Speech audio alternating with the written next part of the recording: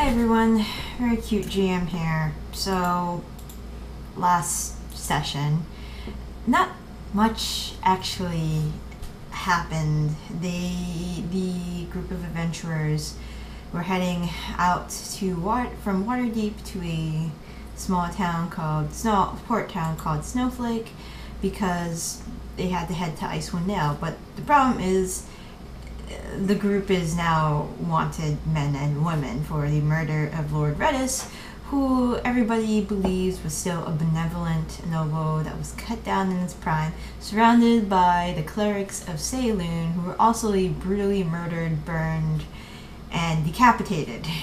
The bodies were found in the hallway of the Church of Saloon. So they are traveling with a Calamshite merchant named Master Gregory Willstead III, and they are masquerading as mercenaries. And they took out a couple slavers along the way, and yeah, that's where we are now. So I hope you guys like the episode. Awesome.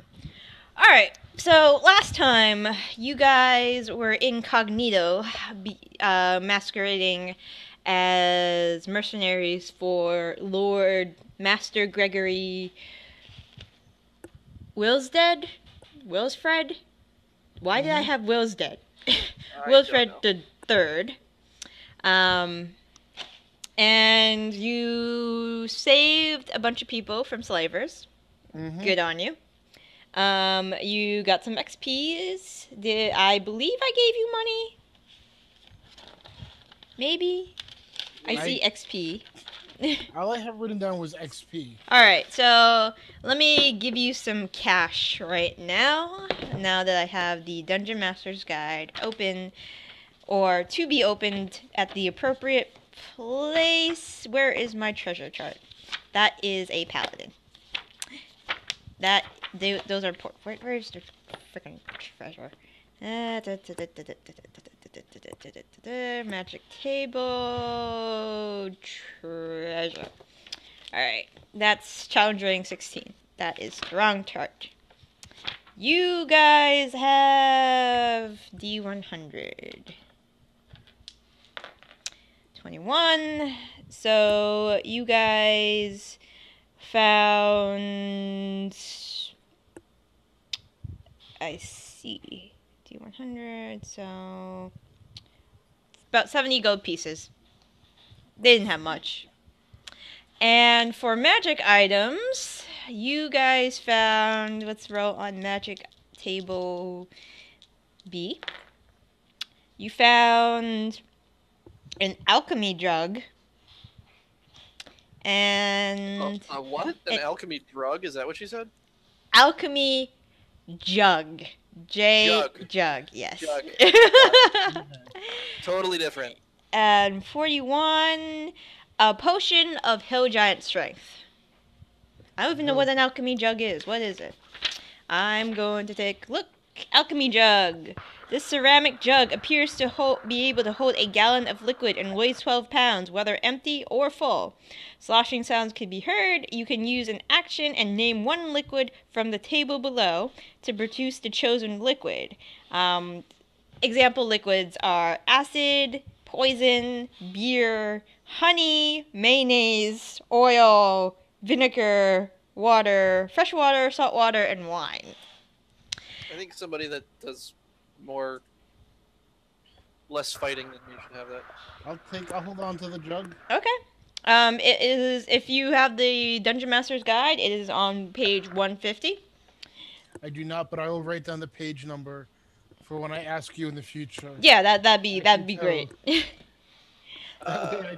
You can make, let me put, simplicity's sake, with most of these you can make a good salad dressing. But once the jug starts producing a liquid, it can't produce a different one or more than one until it reaches its maximum, until the next dawn, pretty much. You can't have it be filled up with like oil. One liquid a day. Yeah, one liquid a day. I will add the potion of hill giant strength to my ever-growing collection of potions. Mm-hmm. Maybe you should have made an alchemist. Maybe I should be a monk and get the drunken fighting feat. Actually, that's a Pathfinder, isn't it? Yeah, that's a Pathfinder, I think. I don't think they have that yet. All right, so you guys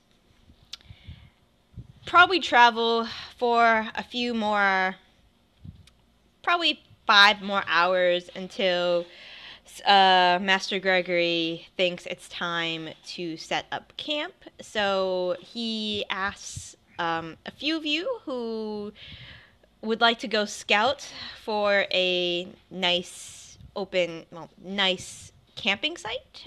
Is there anybody among you three that volunteer, or do you let Master Gregory's mercenary own personal bodyguard to scout for or helps with scouting for a campsite?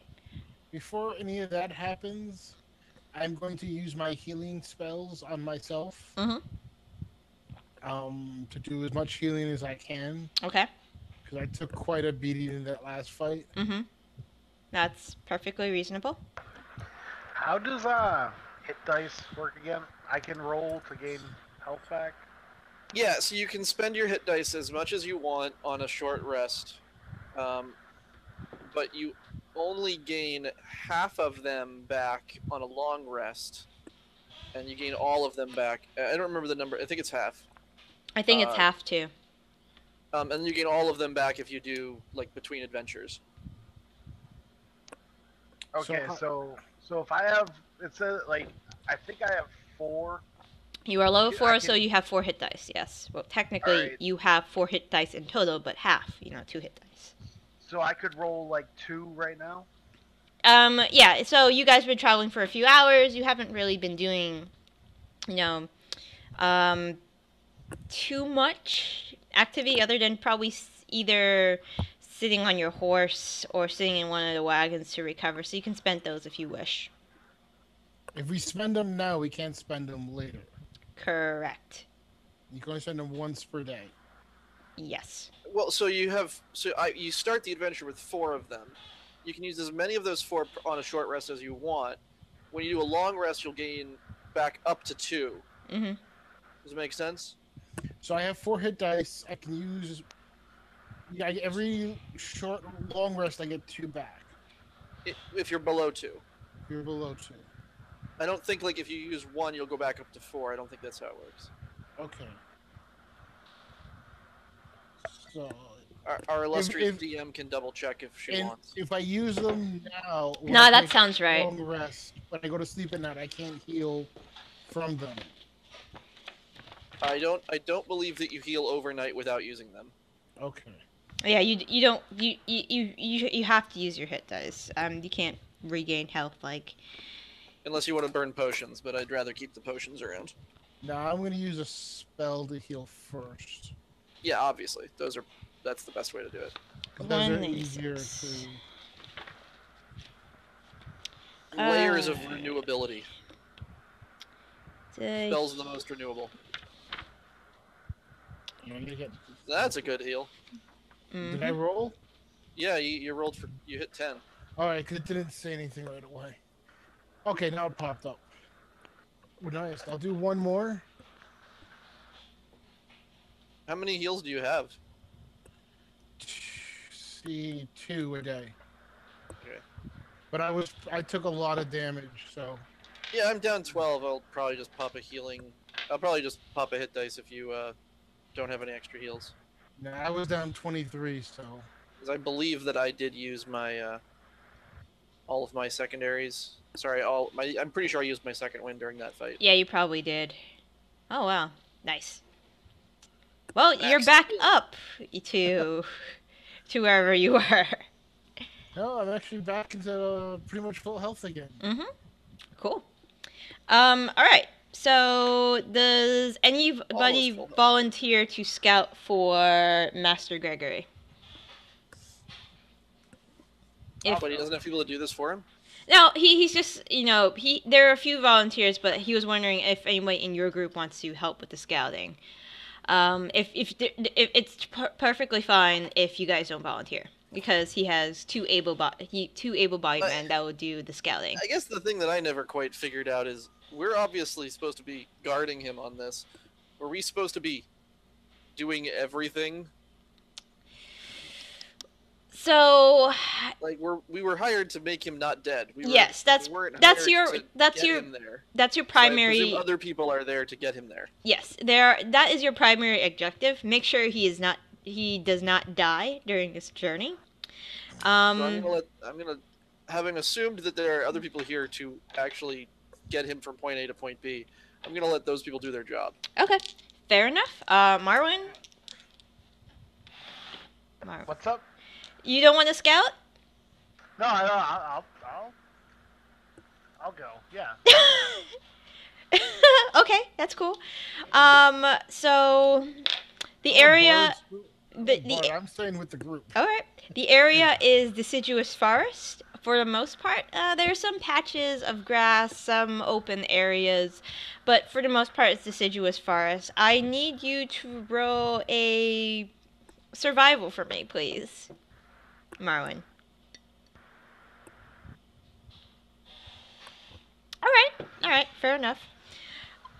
You think you find a suitable place to camp for the night? There is a cave that is not deep, not very deep at all. You could actually walk to the end of it, about 20 feet in. And outside the cave, there is a small clearing, trees surrounding it, probably a place for a fire pit if you want. You look at the ground, and you don't see that many animal tracks, or so you think there are not that many animal tracks. Probably a couple squirrels, but that's about it.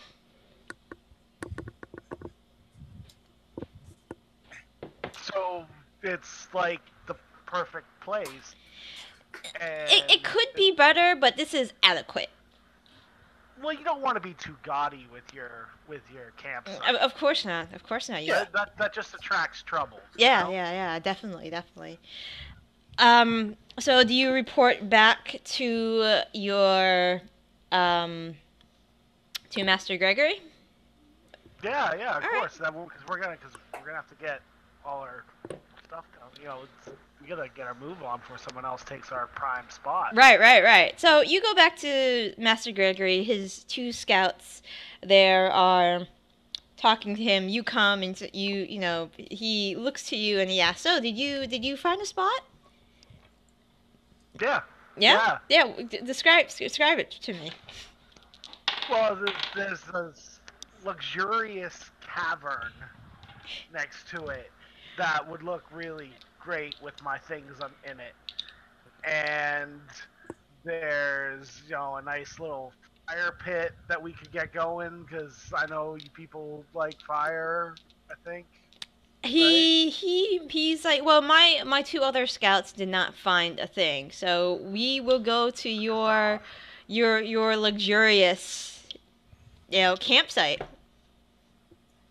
Okay. All right. Well, you should really fire those scouts, because I found this place with such little effort. Really, I see. Yeah. Okay. It was kind of. He kind of looks to his two other scouts who are like shaking their heads at you, Marwin.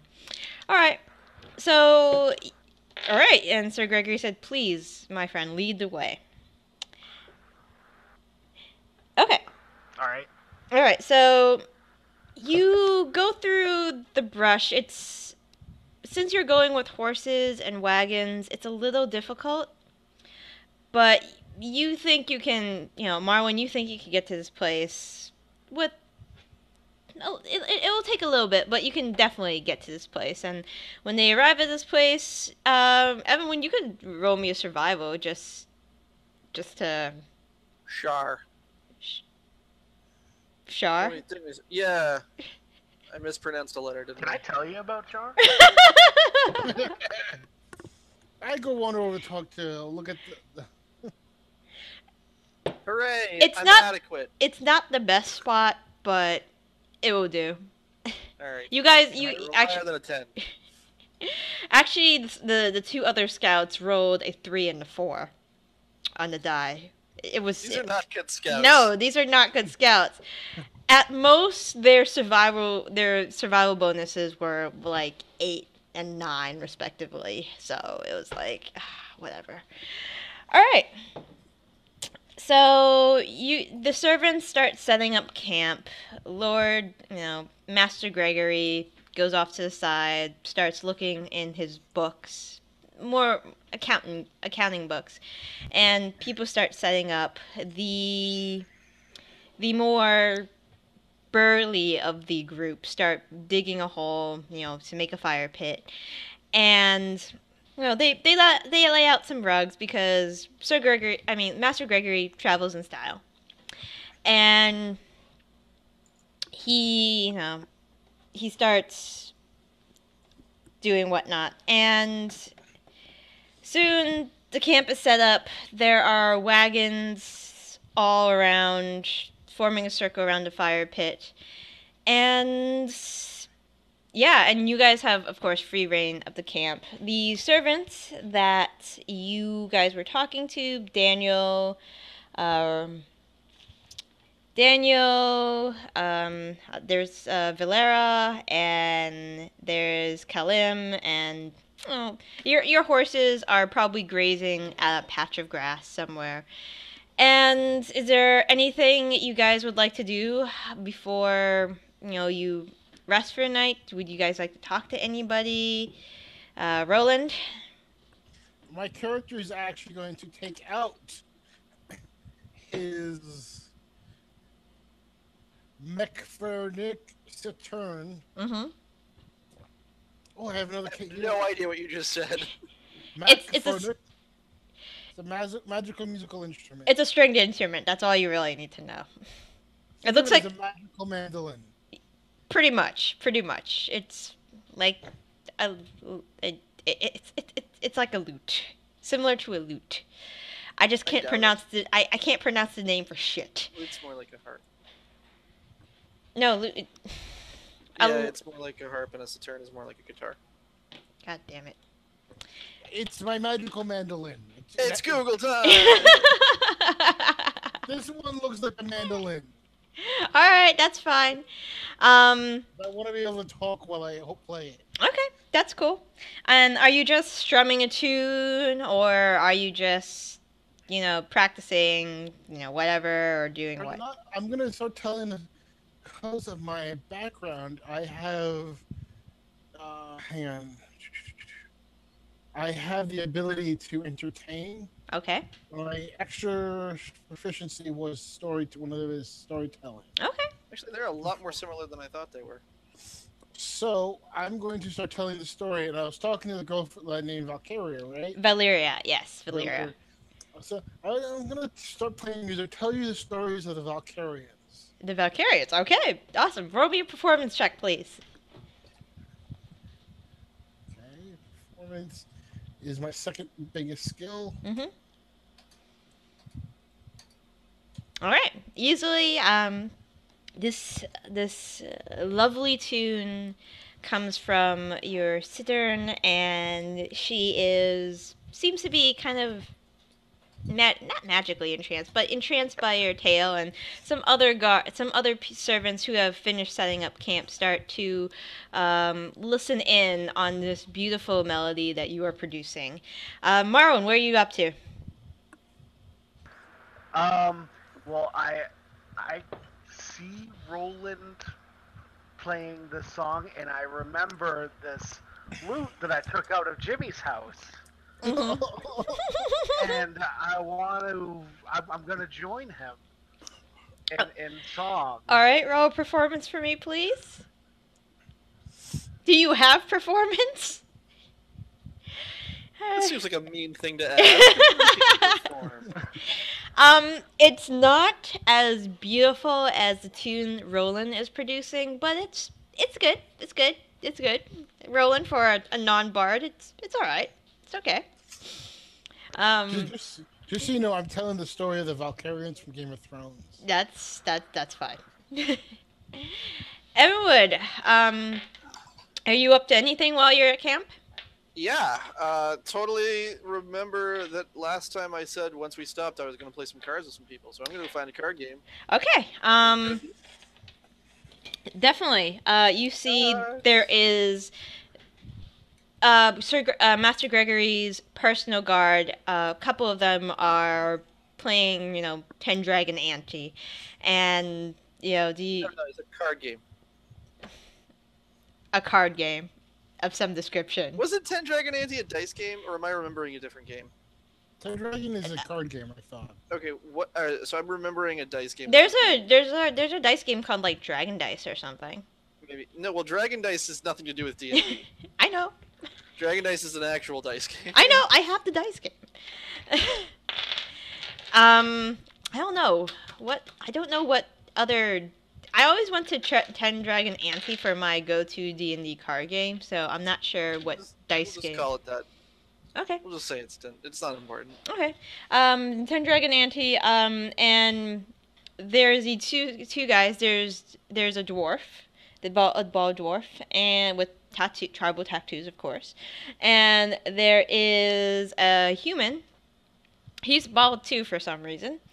And bald is beautiful. yep. And there are a couple coins in the middle of the small table they've been able to set up, and they're just intensely looking at their cards and looking up at each other. Could you roll a insight for me, please? Sure. I don't understand. You can't tell who has the worst hand. That's fine. That's fine. I'm But not here to make money. I'm just here to have fun. right, cool. I introduced them to the game of spades. there's 3 of us, so I guess 99 or clubs. Okay.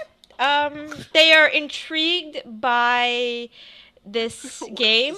What is this foreign game? And they invite you to share a drink with them and to play some cards. Teach them how to play Tusso. Okay, that's perfectly fine. We need more people for Tusso. We need 5 people. Everybody in. Come on, we're all playing Tusso. You could grab you could grab like another servant or another mercenary to join you if you wish to be able to play. And they start, once you start teaching them, there's some ale, and they start telling about tales of their land, tales of legend from, Callum, and they actually ask you, do you have any, wild tales that you could share with us? Because, when they start, they kind of go around, and the last person to talk, because since you've been teaching people to play, is you actually.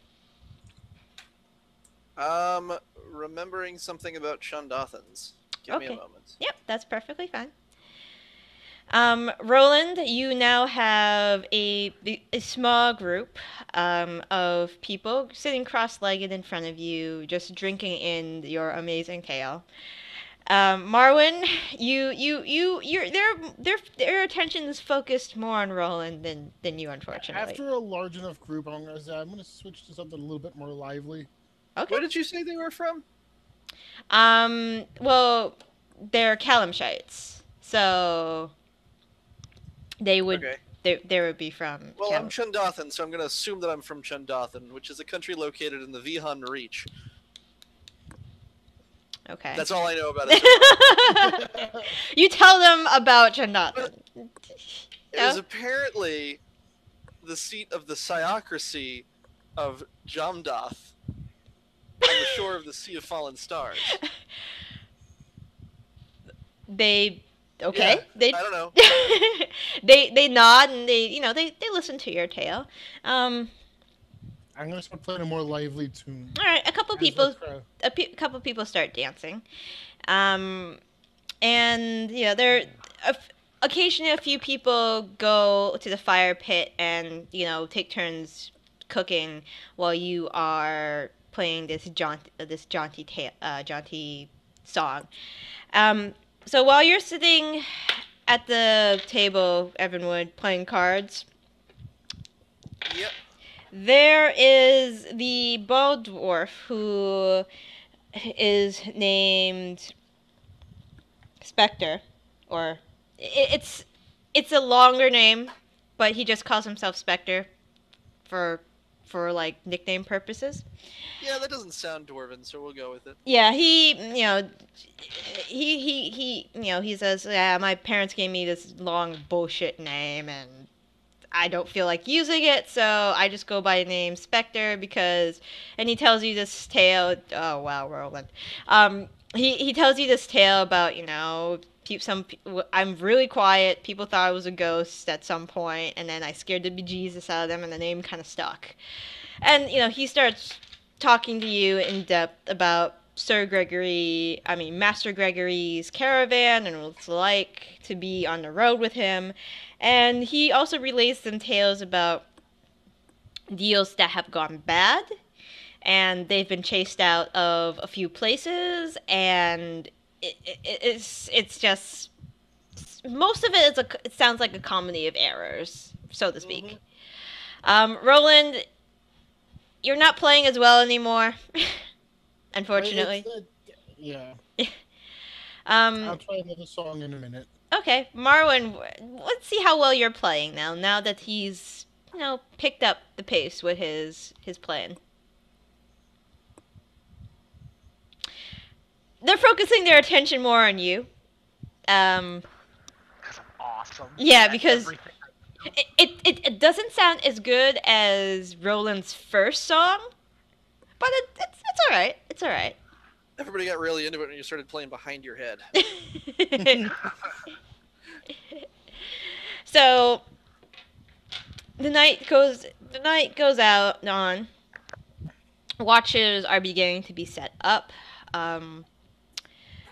Master Gregory's mercenaries, a couple of Master Gregory's mercenaries volunteer to take first watch.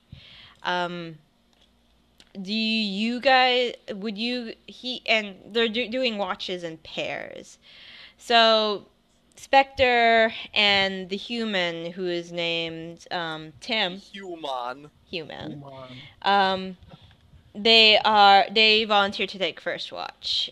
Do any of you want to volunteer like second or third or even fourth? There's enough. I'll take a watch. All right. So, do you two, Evenwood and Roland, do you two want to take watch? Yeah, we'll just take the second watch. The two of us. All right, second watch. Marwin, did you want to take a watch, or are you good? I believe I need my rest. All right, that's fair enough. Man needs beauty sleep. Actually, quick question. If I take second watch, will I have enough rest time to regain my spells? Yes. Yeah. The short answer is, according to the D&D book, yes. Okay, that's enough. All right. And third and fourth watch will be established by the rest of Master Gregory's troop. So first watch goes without incident. Tim and Spectre wake Roland and Evenwood up, saying, "Hey, it's your turn to go watch." The fire is still not blazing, but medium-ish type of flame. And you guys, okay. You hear the hooting of owls and the cricket chirps. There's a roar in the background somewhere, but it's far, far away. I attempt to identify the wildlife. That's cool. Great horned owls, probably. Do I have to roll for it? If you want to find out what the roar is, sure. I'm a roll. I don't know what the fuck that is. You're not sure what it is. I mean, it could be just a mountain lion. Could be a mountain lion. Could be a manticore. Could be anything. But it's loud. It's loud and it's far. That is the sound that a griffin makes, I think. That's the sound of an owlbear makes. It's just a roar. There's no who in it whatsoever. Is it a hoot or a roar, or is it a hoot roar? Probably would be a hoot roar. The combination. So an owl bear. Owlish bear. Owlish bear. A bear-like owl or an owl-like bear. Yeah. It would be more like a bear-like owl, I feel. But we're not gonna get into cinematics. Your watch passes without incident. Third watch passes without incident, and fourth passes without incident.